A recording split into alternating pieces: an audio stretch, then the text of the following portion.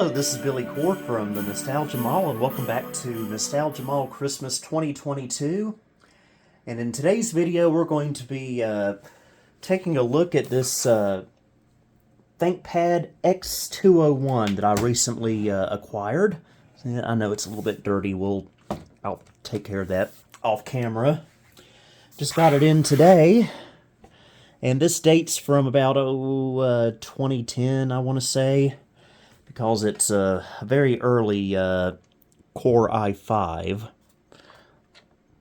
based laptop, and it is a tiny little laptop as well. Had an X230 for a little while, a newer version of this, but yeah, this is a very portable little ThinkPad, and I quite like it. Still has the old-fashioned ThinkPad keyboard, very nice feeling. Got our touchpad, track point, and this was designed for Windows 7, although it is currently running Windows 10 quite well, actually. And we'll take a tour of the ports. We get a USB 2.0 right here, headphone out, mic in, and believe it or not, a modem connection, 56K, which is very late for one of these. There's the hard drive caddy. It's currently got I believe, a 120 gig SSD in it. On the back, you get a whole bunch of nothing.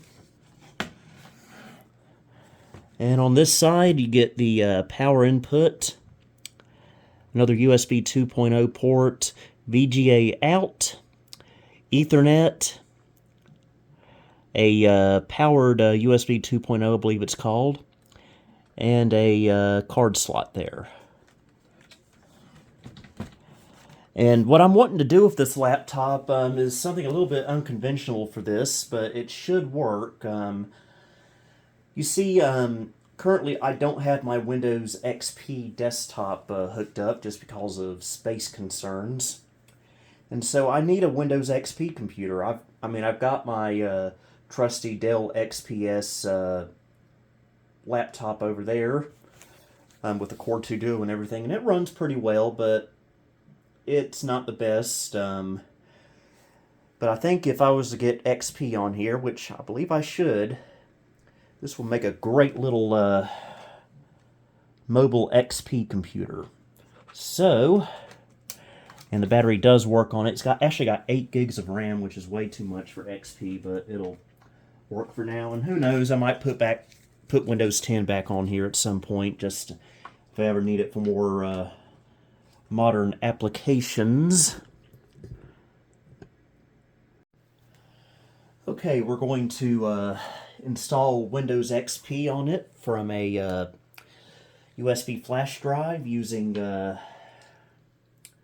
special bootloader there, because for one thing, this does not have a DVD drive built in. I do have a USB one I can hook up to it when I need it, but let's go ahead and power it on. There we go. And boot from USB.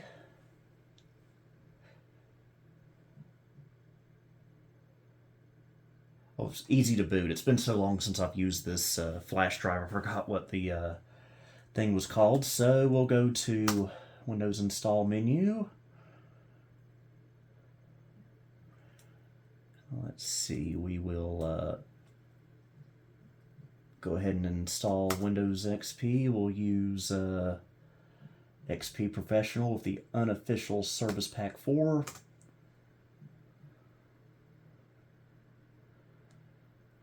And it will detect the SATA drivers, so we won't get that nasty blue screen of death when XP setup starts. And yeah, we'll go ahead and load her into the memory.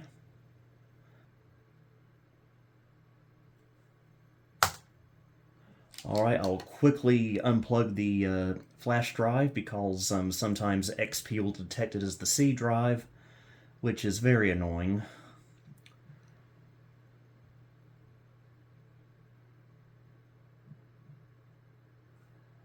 Alright, we've got several partitions on here, all of which are used by Windows 10, and we will go ahead and delete all of them.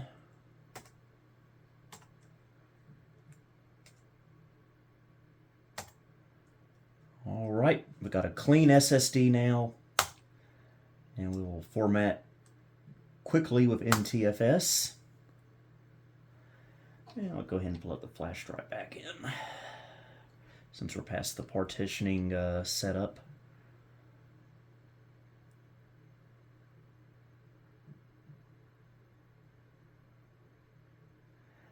Remember, this is all being set up from memory. Alright, we're fixing to reboot, and we're going to have to boot back into the easy to boot menu so we can tell it to go into the second part of Windows XP setup so it can load that back into memory. A little convoluted, but you know what, it works great. And this is always my preferred method of installing Windows XP.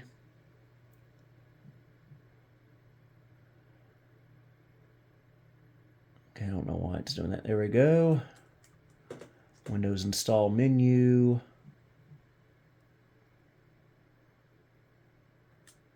We'll do install XP step 2 for 512 meg plus systems.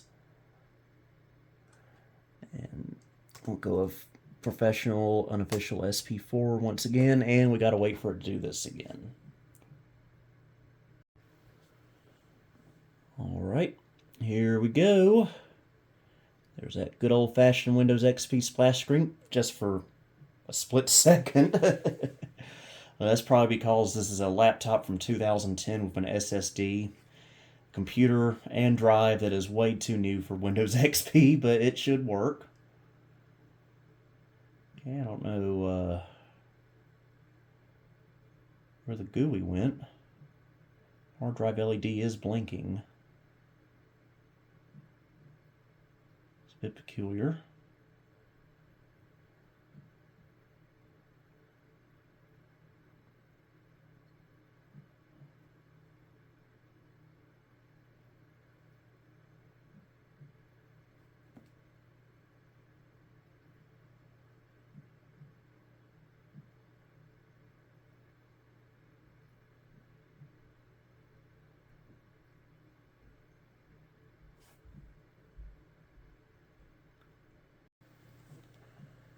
Okay, now it's working. Supposedly, for some reason, this laptop just didn't like installing the second portion of XP setup from memory, so I had to go in and completely redo it and repartition everything. This time, installing from the flash drive itself and not from memory. So that took care of the problem. So yeah, we're home free, at least for now.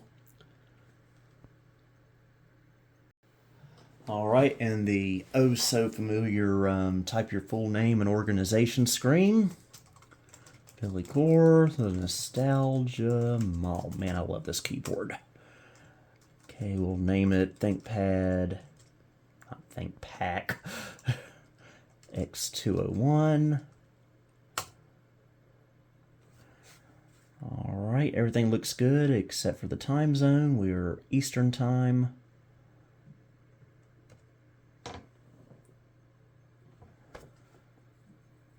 Alright. It should require no more input from us until setup is over and we go into the out-of-box experience. Alright, we are rebooting one final time. And let's see how quick this Windows XP will boot up on here. Of course, this is a little bit unfair. We don't have any drivers or any software installed on it yet, so it would be pretty fast. Okay. So far, pretty standard XP install. Unfortunately, we will not be getting the out-of-box experience music because this laptop's just too new to have a compatible sound driver out of the box. So we'll just go ahead and breeze on through this since there's no point in staying and listening to the music. Alright. Yeah, this is way overkill for Windows XP. Just my laptop. I'll do what I want with it.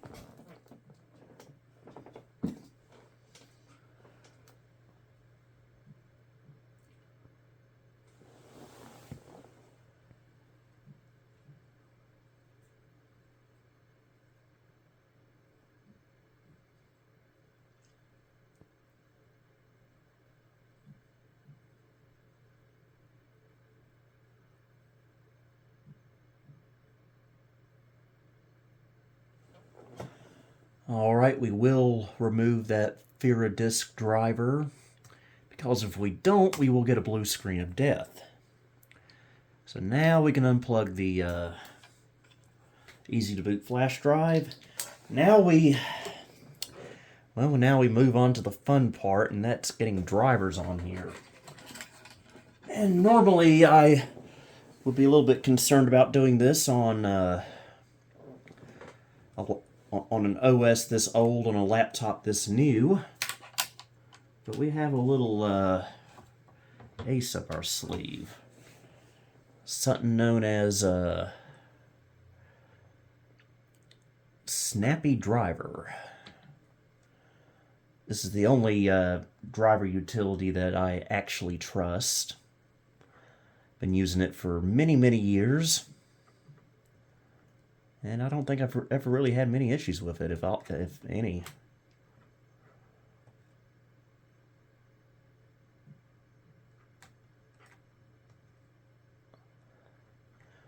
Boy, this is running fast.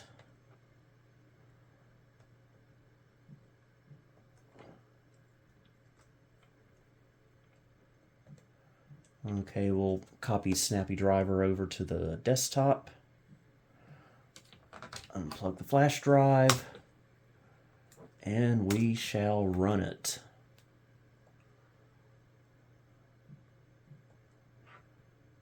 And I just realized I did not get the version of Snappy Driver that has the network drivers in there by default. So, yeah, let me go resolve that. Okay, I got the network drivers for Snappy Driver downloaded. I had to do that on my main PC, but we'll go ahead and install the Ethernet card driver. Do have a Ethernet cable plugged up to it. This does have Wi-Fi as well, so we will install that as well in a little bit. And now it's establishing a connection. There we go. And just for added assurance, I'll close out of it and open it back up. And I need to download the indexes, or do I? Oh, might as well go ahead and install everything.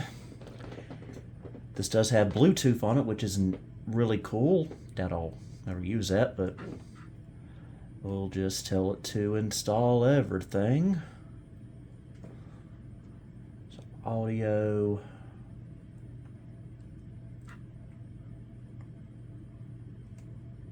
Intel HD graphics. There's our Wi-Fi.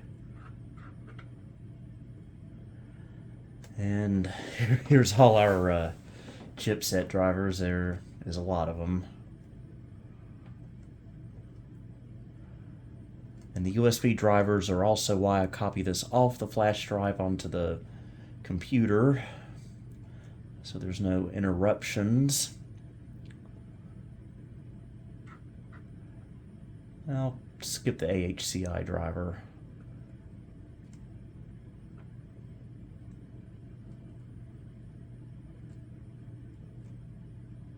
Alright, I think that's everything.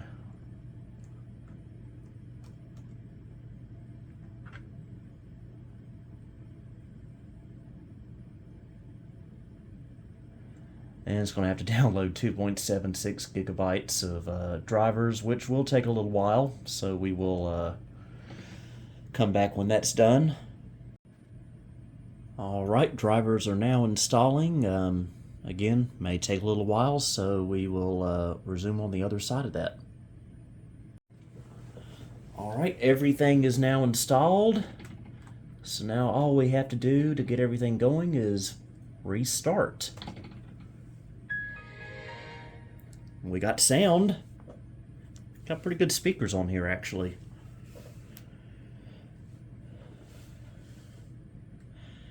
So let's see how fast XP will boot now that it has drivers installed.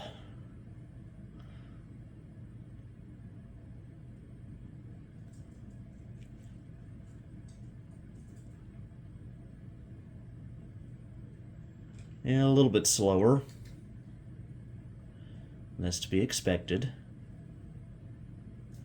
Still halfway decent, though.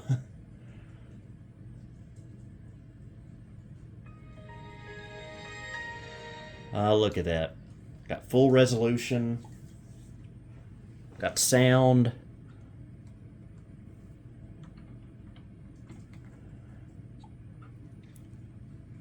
We got network and Wi-Fi, which I haven't connected to the Wi-Fi yet. Let's just go to Device Manager and see how well we did. No yellow exclamation marks, so yay!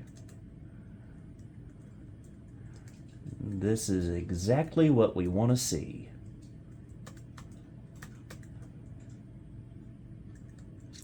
It's a 2.67 gigahertz Intel Core i5, an M560. Alright, everything is accounted for. Let's see if scrolling on the trackpad works. Let's go to my computer. And we'll go to the Windows folder. Yep. Does the one for the track point work? Yep. Alright, and first thing I want to do, is because I find this to be such a nuisance, is I'm going to disable tap to click, because I think that is one of the stupidest inventions ever created in the history of computers.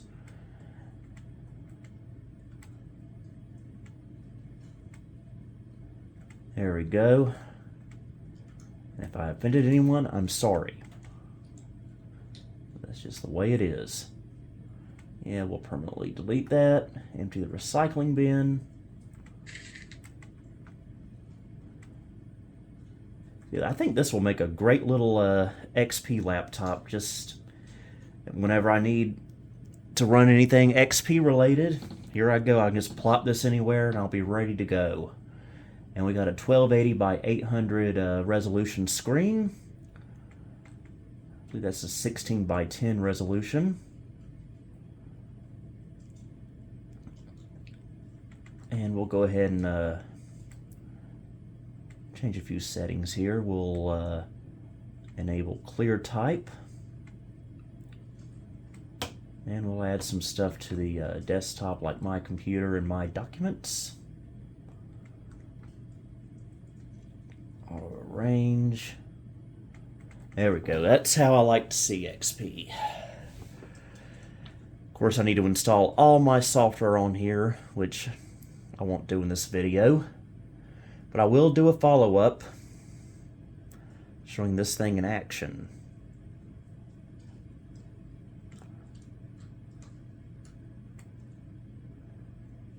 So yeah, this seems to be working beautifully. That was supposed to be a C for Christmas. That didn't work quite well. Oh, goodness. Well,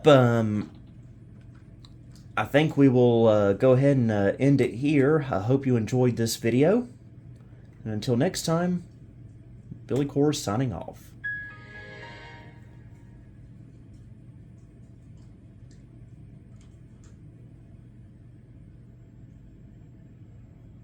Thank you for visiting the Nostalgia Mall. If you liked what you saw, please like, subscribe, and follow me on Facebook, Twitter, and Instagram.